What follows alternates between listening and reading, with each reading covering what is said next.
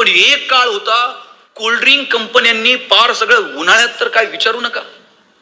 अहो लग्न कार्यात सुद्धा एक बाटली 2 स्ट्रॉ, फोटोग्राफर फोटो काढायचा, कोल्ड्रिंकचा फोटो त्या अल्बम मध्ये. यांच्या सगळ्यांचे अल्बम चेक करा, 100% असतोय. परदेशातून आलेल्या कोल्ड्रिंक कंपन्यांनी सगळं बाजार कॅप्चर करून टाकला. आम्हाला आमची सोलकडी, आम्हाला आमचं लिंबू सरबत, आम्हाला आमचा उसाचा रस, आम्हाला आमचं ताक, आम्हाला आमची लस्सी जगभरात नाही पोहोचवता आली. कारण या पोरांना आम्ही उद्योग व्यवसायाची कौशल्य देऊ शकलो नाही. काय त्या कोल्ड्रिंक कंपन्यांच्या जाहिराती, कुछ तो तूफानी करते हैं, डर के आगे.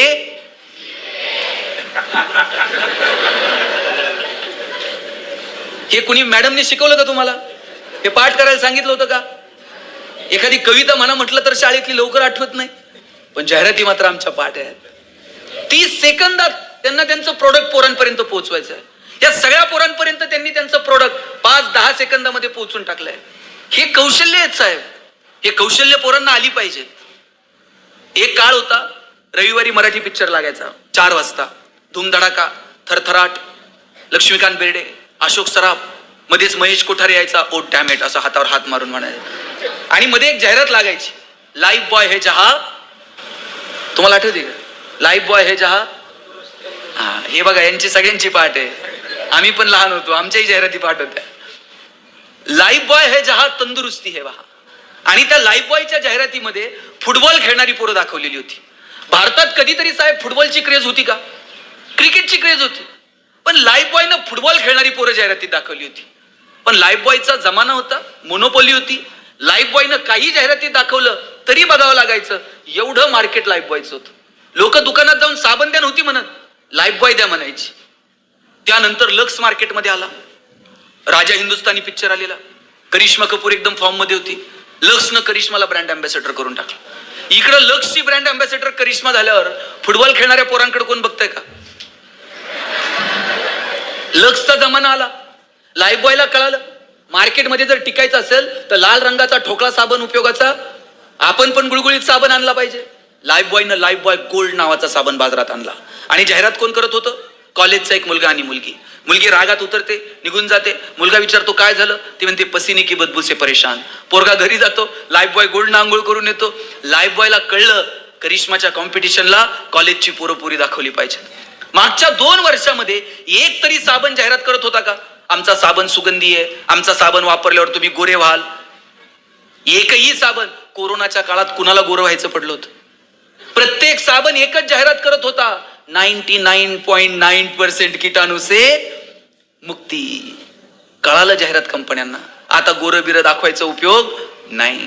मला मोतीचं तर अजून कळलेलं नाही साहेब, वर्षभर कुठं असतंय कुणास ठाऊक, ते दिवाळीलाच येत आहे. उठा उठा,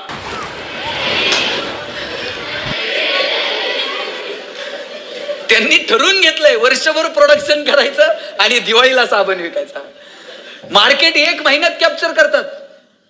हे बदलते ट्रेंड आम्ही पोरांसमोर सांगायला नको का? या पोरांना आठवड्यात एखादं अवांतर पुस्तक वाचायला सांगा. ग्रंथालयाचे टीचर कोण आहेत? काही ते ग्रंथालयाच्या मॅडमनी ना पोरांच्या वाचनावर भर दिला पाहिजे. या पोरांनी आठवड्यातनं महिन्यातनं एखादं पुस्तक वाचलं पाहिजे आणि वाचून झाल्यानंतर ते वर्गात प्रेझेंट करायला लावलं पाहिजे. पोरं बोलली पाहिजे. तो त्यांना आपली पोरं हुशार आहेत, पण प्रेझेंटेशन स्किल नाही, अवांतर वाचन नाही, दुसरं काही ज्ञान मिळवण्याचे सोर्सेस नाहीत. आता प्रत्येकाच्या हातात मोबाईल आहे, मोबाईलवरती बुक आहेत, पण आम्ही ते पुस्तकं मोबाईलवर वाचतच नाहीत. Online gaming, Facebook, WhatsApp, social networking, गुगलवरती आम्ही काय सर्फ करतो. 2-2, 2.5 वर्षाच्या पोरांच्या हातात आम्ही मोबाईल देऊन टाकले. आणि बाप असं कौतुकानं सांगतंय ना, मला कळत नाही ते त्याला कळतंय म्हणते मोबाईल. पोरं मैदानावर खेळत नाहीत साहेब.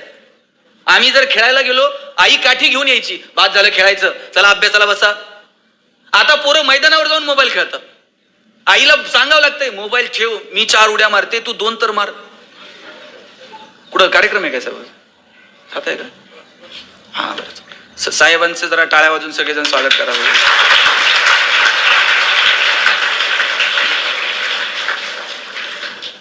आम्ही किती पोरांनी मोबाईल वापरला पाहिजे, किती तिथपर्यंत पोहोचलं पाहिजे, आई वडिलांनी त्याचं प्लॅनिंग केलं पाहिजे. मोबाईल लगेच तुम्ही घरी गेल्या गेल्या काठी घेऊन मागे लागू नका, मोबाईल ठेव. आता लगेचच्या लगेच ते पोरग ठेवत नसतंय. मोबाईल हातातून काढून घेत असताना त्याच्या हातात आम्हाला काय देता येईल, एखादं पुस्तक, एखादं खेळणं, काही क्रिएटिव्ह खेळणी तयार करता येतील का की ज्याच्यात मुलं रमतील. मला वाटतं या संदर्भानं आपण सगळ्यांनी विचार केला पाहिजे.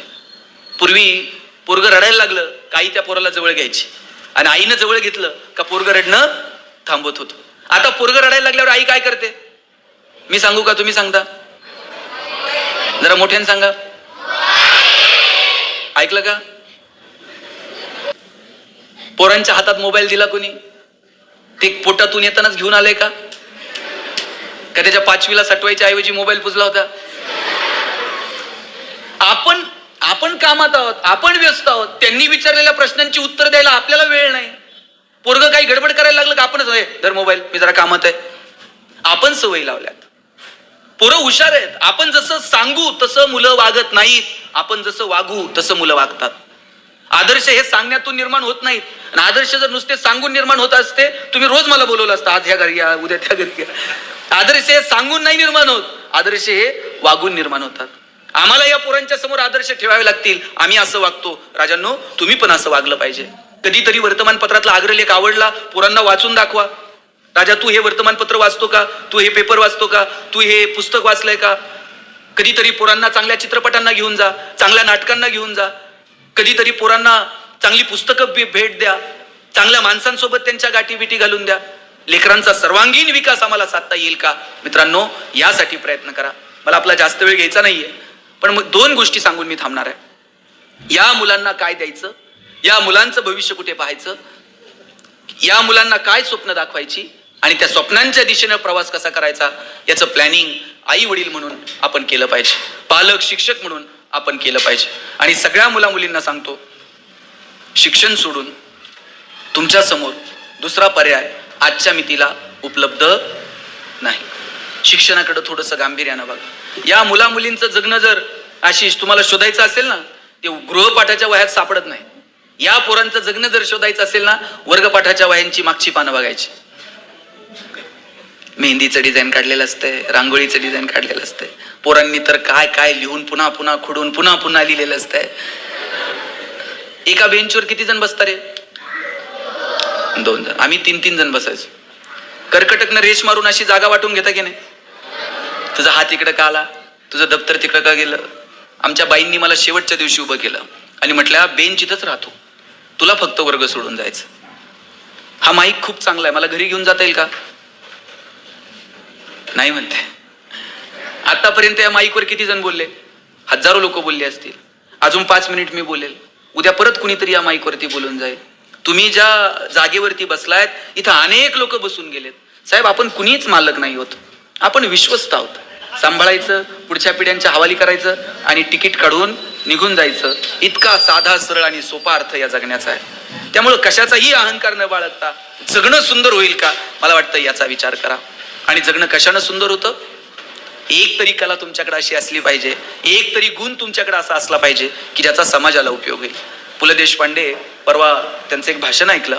ते म्हटले, देवानं हसवण्याची कला देऊन मला या जगात पाठवलं आणि जेव्हा माझा श्वास थांबेल आणि मी वरती निघून जाईल आणि ब्रह्मदेवाच्या समोर गेल्यानंतर जर ब्रह्मदेवानं जर मला विचारलं, पुरुषोत्तमा तुला हसण्याची कला दिली होती, तू जगाला काय वाटून आला? तेव्हा पु ल देशपांडे म्हणतात, मी जगाला काय दिलं याचा हिशोब मी कधीच ठेवला नाही, पण जगानं मात्र मला एक गोष्ट अशी दिली जी देवांच्या बापाला सुद्धा मिळणार नाही. लोकांनी त्यांच्याकडे असणारी एक सुंदर गोष्ट कायम मला देऊ केली आणि ती म्हणजे त्यांचं हास्य. तुम्ही लोकांसाठी काय करता आणि समाज तुम्हाला काय अदा करतो, मला वाटतं याचा विचार आपण सरतेशेवटी कधीतरी केला पाहिजे. जग जिंकायला निघालेला सिकंदर सरतेशेवटी शून्य होता आणि आपल्याकडे जे आहे ते सगळं इंद्रायणीत बुडवणारे तुकोबा जाताना मात्र आकाशा एवढे होऊन गेले, आबाळा एवढे होऊन गेले. जगण्याचं हे सुंदर तत्वज्ञान आम्हाला आमच्या लेकरांना सांगितलं पाहिजे.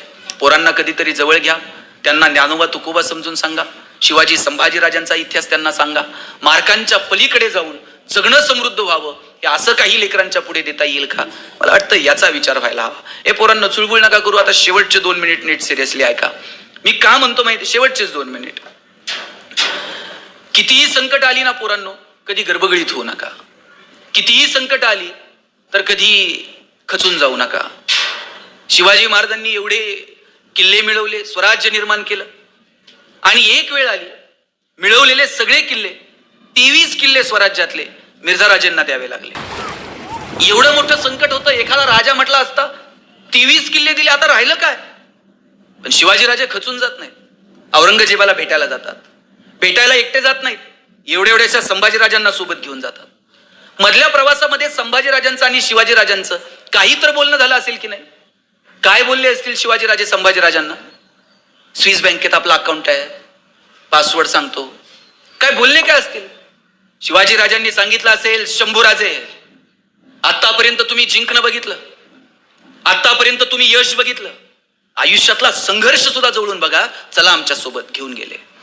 तिथं गेल्यानंतर औरंगजेबाने एक हत्ती संभाजीराजांना भेट दिला आणि थोडीशी गंमत करावी म्हणून दिलेर खान म्हटला, शंभूराजे आप इतने छोटे और हाथी इतना बड़ा है, इस हाथी को आप महाराष्ट्र में कैसे ले जाओगे? एवढासा संभाजी राजा दिलेर खानाच्या डोळ्यात डोळे घालून सांगतो, ये तो जानवर है, बैठ कर जाएंगे, नहीं आया तो खींच कर ले जाएंगे, लेकिन हमारे आबा साहब ने जो आपको किले दिए हैं वो तो अभी महाराष्ट्र में है, उन्हें आप आग्रा कैसे ले आओगे? एवढासा संभाजी राजा. पण माहित होतं आता तहात दिलेत आणि गेल्यावर घेऊ की परत एक एक. हे लढणं काय असतं, पेटून उठणं काय असतं ना राजांनो, हे इतिहासातनं शिकावं. रक्ताच्या थारोळ्यात कुसळलेले दत्ताजी शिंदे मानेवरती तलवारीचं टोक ठेवून विचारलं, क्यू पटेल और लढोगे? आणि त्याही अवस्थेत दत्ताजी शिंदे म्हटले, क्यों नहीं, बचेंगे तो और भी लढेंगे. ही जी जगण्याची खुमखुमी आहे ना पोरांनो, ही आपल्या नसानसामध्ये असली पाहिजे. भगवंतानं 2 हात दिलेत, एक घेण्यासाठी दिला असेल तर दुसरा देण्यासाठी दिलेला आहे. मला कौतुक वाटलं तुमचं सगळ्यांचं की तुम्ही तुमच्या कुटुंबातल्या लोकांचा स्मृती दिन तुमचा नातेवाईक गोळा करून साजरे करू शकला असता. परंतु तुम्हाला असं वाटलं की नाही, आपण काहीतरी या समाजाचं देणं लागतो. हे समाजाचं देणं देण्यासाठी शाळेतल्या मुलामुलींना एकत्र करून काहीतरी वेगळेपण आपण केलं. मी यासाठी आपलं मनापासून कौतुक करतो. विंदा करंदीकरांची कविता आहे,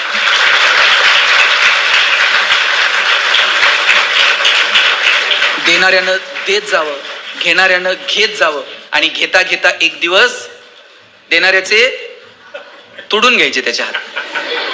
तर त्याच्या हातामध्ये जी देण्याची दानत आहे ती आपल्या हातामध्ये आली पाहिजे. आणि माझा दावा आहे साहेब, आपण जेवढं समाजाला देतो, निसर्ग तुमचं 1 रुपयाचं सुद्धा उसनं ठेवत नाही. ते कोणत्या ना कोणत्या मार्गाने निसर्ग तुम्हाला परत करत असतो.